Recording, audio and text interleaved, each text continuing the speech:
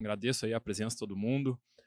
Falando um pouquinho mais também, depois dessa baita palestra, né, do Adalberto, com vários números muito ricos, que apesar de ainda pequenos, né, infelizmente no Brasil, são bastante encorajadores. A gente vê que está tendo um crescimento, apesar da política pública ainda não estar como a gente gostaria que tivesse, o crescimento existe. Claro que ele pode ser bem mais acelerado.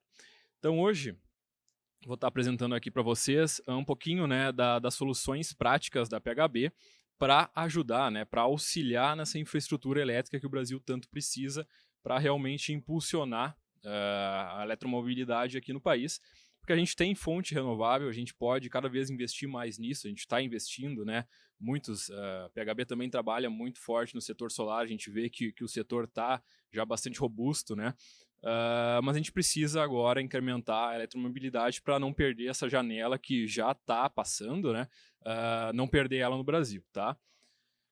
Então, falando rapidamente aqui da PHB, uma empresa brasileira, 38 anos de história, tá? Agora em outubro, de abrangência aí nacional. Hoje a gente já tem 3 centros de distribuição, tá? Alguns marcos da PHB ao longo da vida. A gente iniciou lá em 84 com as fontes chaveadas.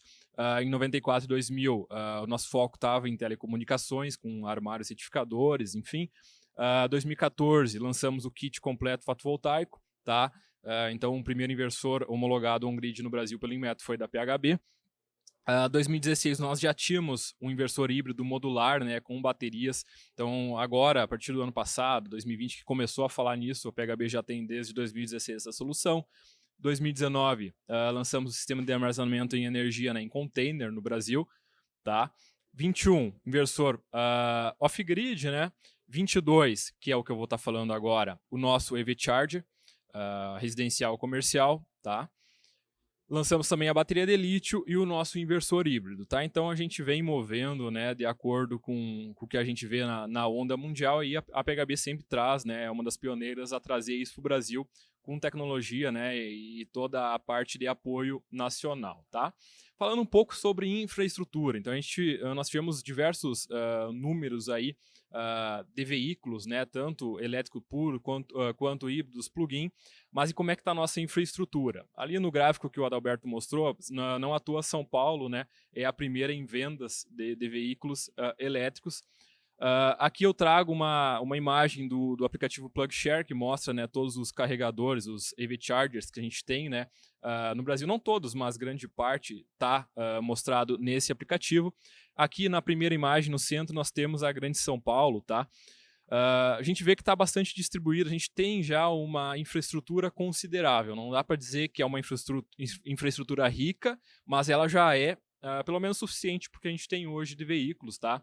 Mas notem que grande parte dos carregadores, que são os verdinhos ali, são carregadores de velocidade normal ou semi-rápida, tá? Normalmente CA de 7 kW, 7.4 ou 22 kW. E alguns poucos, que são os laranjinhas, são os carregadores rápidos. Carregadores CC, normalmente, de 50, 100, 150 kW, tá? Mas a gente tem uma infraestrutura já na cidade de São Paulo. A gente tem aqui na direita também ali a rota São Paulo-Campinas, né, que é uma rota muito movimentada. A gente já tem oportunidades de recarga nessa rota. Então a gente tem possibilidade de ter um carro para fazer essa rota diariamente sem nenhum problema, tá? Inclusive carregando só na estrada se tu não tiver um carregador em casa. Então, aqui em São Paulo, em grandes centros, Rio de Janeiro, Porto Alegre, Curitiba, como foi mostrado, já tem alguma infraestrutura para dar aporte a esses veículos elétricos, tá? Mas, em contrapartida, em outros grandes centros também, inclusive capitais, como, por exemplo, São Luís, a gente vê, né, infelizmente, que a gente não tem nenhuma infraestrutura ainda. São Luís ali com 2 carregadores, talvez tenha alguns a mais, mas poucos, né, que não foram cadastrados. Então, 2 carregadores, um de velocidade normal, né, 7.4, e um semi-rápido. Para uma cidade do tamanho de São Luís, isso é extremamente não suficiente, né? Por isso que a gente não tem uma cidade de São Luís, que não é uma cidade pequena, é uma grande capital do Nordeste, com grandes vendas de veículos elétricos. Aqui no centro, Campo Grande, a gente tem alguns ali, nenhum rápido, mas também todos concentrados ali na região mais central da cidade, né? Então, também não é um grande incentivo para a gente ter um grande número de vendas de veículos elétricos, porque não existe essa infraestrutura. Bem na direita, ali no Rio Grande do Sul, a gente vê que tem alguns carregadores na região metropolitana, Santa Maria, parte norte ali, mas, por exemplo, uma rota importante que é Santa Maria, Rio Grande, 300 e poucos quilômetros, a gente não tem nenhum carregador na rota. Como é que tu vai sair para ir para a cidade não tendo nenhuma garantia que tu vai chegar lá? Então, hoje não serve um carro elétrico para te fazer viagens, por exemplo, no estado do Rio Grande do Sul. A São Paulo serve em algumas rotas, outras nem tanto. Então, a gente ainda é muito deficiente, tá, nisto aí. Aqui eu trago um gráfico da Boston Consulting, que na verdade é uma projeção do market share de veículos elétricos nos Estados Unidos. Tá? Ano a ano eles fazem essa projeção. No ano de 2018, essa projeção dizia que lá em 2030 os Estados Unidos teria um market share de 31% de veículos elétricos, tá, sendo vendidos. Essa projeção no ano de 2020 passou para 26%, no ano de 2021 passou para 42% e em 2022 já está em 53%. Então o mercado está mais acelerado do que era previsto inicialmente. Tá? Essa curva ela tende a se espalhar pelo resto do mundo, como já foi mostrado na Europa, na China, a gente já tem uma curva acelerando, né, até mais do que se esperava. Então isso aí deve respingar no Brasil. Claro, considerando as devidas proporções. Tá? E o que isso aí quer dizer? A gente tem uma infraestrutura que está crescendo bastante devagar, cresce mais em grandes capitais, em outras não cresce muito. A gente tem uma expectativa que os carros elétricos e os híbridos plug-ins vão acelerar o crescimento. O que resta? Ontem também eu estava ouvindo algumas palestras aqui. A recarga residencial ela vai ser muito importante. Então, grande parcela da população vai carregar em casa. Porque qual que é a grande comodidade de um veículo elétrico? É tu não precisar sair de casa para ir num posto carregar. Tu tem a tua tomada em casa, tu pode carregar ele em casa. Então tu levanta do teu sofá, vai na garagem e bota para carregar. Tu sabe que no outro dia, de manhã cedo, tu não vai precisar ir no posto abastecer, tu já vai estar carregado. Tá? Então a PHB, vendo esse mercado, nós trouxemos carregadores inicialmente residenciais e comerciais, tá? Então aqui está um gráfico que o Adalberto já mostrou também, a aceleração que a gente teve, né? Então em no primeiro semestre a gente já vendeu mais do que o ano inteiro de 2021 em veículos elétricos, só que hoje a recarga prioritária vai ser em casa, tá? E a gente vê que um futuro, pelo menos próximo, isso aí continua sendo verdade. Então nós lançamos inicialmente o nosso carregador de velocidade normal, né, que é o monofásico ou bifásico, 220 volts, 7.4 e o semi-rápido, 22 kW. Tá? Então, é um equipamento conector tipo 2, é o padrão aí que é utilizado, né, a nível nacional. Tem RFID, Bluetooth, Wi-Fi, então tudo que tu precisa na tua residência tu vai ter. Tem um aplicativo muito rico para controlar, né, depois eu vou mostrar ali, agendar a recarga, controlar a corrente, enfim. Então, para uso residencial, ele é bastante rico. Ele não tem, hoje, ainda nesse modelo que eu estou apresentando, nós temos um outro que tem, tá? Mas hoje eu vou focar nesse aqui que é realmente residencial. Ele não tem, por exemplo, o ACPP, que seria algo que vai encarecer um pouquinho o produto, mas para residencial não é um grande diferencial, porque tu vai estar ali ao lado, tu vai ter conexão Wi-Fi com ele, Bluetooth com ele, tu vai poder fazer todas as configurações de agendamento, de limite de corrente, enfim, pelo aplicativo dele, tá? Então ele tem proteção IP65, né, corrente máxima 32 amperes. Um grande diferencial dele, até ontem o Ivan, nós estamos com um carro elétrico que ele verificou isso na prática, nós chegamos lá na PHB, nós temos 2 carregadores, né? O nosso trifásico lá estava com outro veículo na vaga, né? Estava vazio o estacionamento, mas tinha um veículo a combustão na vaga. Por sorte, o cabo é de 6 metros e o Ivan conseguiu botar atrás e conseguiu alcançar o veículo elétrico com esse cabo de 6 metros, tá? Então isso aí a gente vê que no mercado normalmente é 4,5, 5 metros, às vezes um metrinho a mais faz diferença quando infelizmente alguém está ocupando a vaga do carro elétrico, né? E não está carregando. Aqui está o aplicativo dele, tá? Então a gente tem uma gama bastante interessante de controles que a gente pode realizar nesse carregador. Por exemplo, a gente pode limitar a velocidade de recarga. Muitas vezes a gente sabe que a infraestrutura até residencial ainda é precária, elétrica no Brasil. Nós temos, às vezes, disjuntores, né, um padrão elétrico muito antigo, que o disjuntor está lá no talo. Tu não pode, às vezes tu liga um ar-condicionado, cai o disjuntor. Então a gente consegue fazer um controle de corrente, né, de recarga. Por exemplo, eu posso limitar em vez de 32 amperes, limito em 15, até eu trocar o meu padrão de entrada lá, até a concessionária fazer, né, a adequação, enfim, aí eu posso limitar essa recarga, vai ser um pouco mais lenta, mas deixando à noite não vai ter nenhum problema. Tá?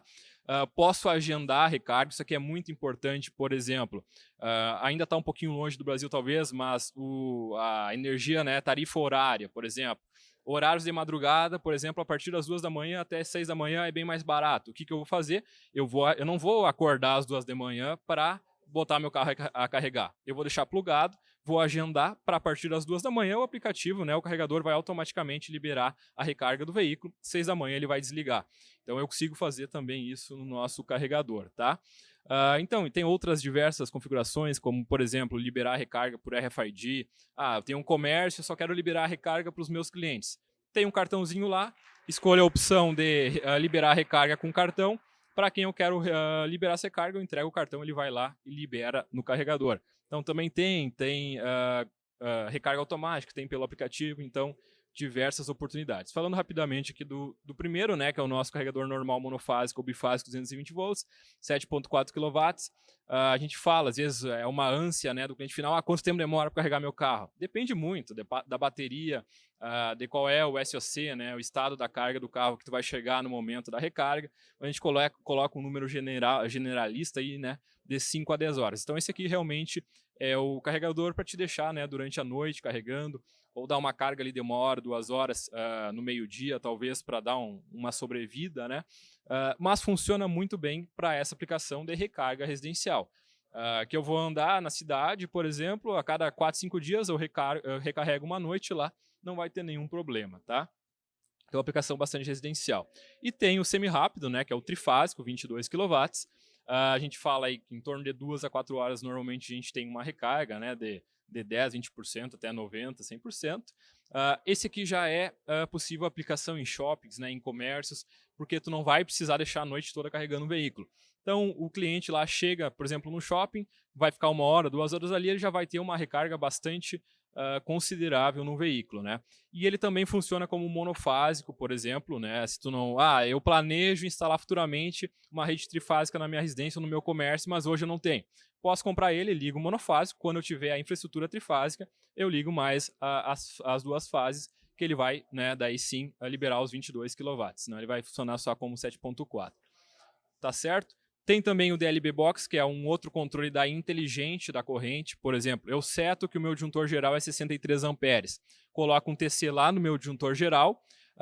Quando essa corrente, por exemplo, liguei ar-condicionado, liguei chuveiro, a corrente vai chegar perto de 63, o DLB Box manda um comando para o carregador veicular diminuir a corrente. Então eu nunca vou derrubar o meu disjuntor, porque eu vou ter um controle, né, ativo lá em cima da corrente do meu carregador. Então também é um equipamento barato que vai ser muito funcional em residências, em locais que já tem uma infraestrutura um pouco próxima do limite, tá? E a PHB também fornece um QDCA, né, um quadro de proteção CA, com todos os equipamentos necessários para proteção, né, normatizados, enfim, com DPS, disjuntor e DR tipo A. Isso é bastante importante também, o tipo do DR, né? Ele não pode ser um DR só para CC ou só para CA, ele tem que também atuar em pulso, CC, enfim. Então, todo o QDCA, toda a infraestrutura a gente fornece, tá? E aqui alguns cases, né, que a gente já tem instalado. Aqui só trouxe 3 que eu tinha foto, mas tem diversos já. Por exemplo, uma concessionária, ali na esquerda, aqui no meio um carport, né, carregando, até ali é um BYD TAM. Aqui na direita também foi feito um carport, né, várias vagas, colocou ali um carregador embaixo do módulo, então tu já tem, né, a geração de energia limpa, tu não vai ter um aumento de gasto, porque tu já está gerando a tua própria energia, e tu já coloca, né, a tua infraestrutura. Então isso é legal em comércio, é um chamariz. Em casa, né, quem não quer botar no telhado, faz um carportzinho ali com 1 ou 2 vagas, coloca o carregador ali, tá feita a garagem, né, certinho. Então ele fica bastante agradável também aos olhos, tá bem? Então eu agradeço, queria trazer mais ou menos esse panorama do que a gente tem, o que a PHB imagina, né, para o futuro, e apresentar um pouquinho sobre a nossa solução, tá? Agradeço a atenção de todos.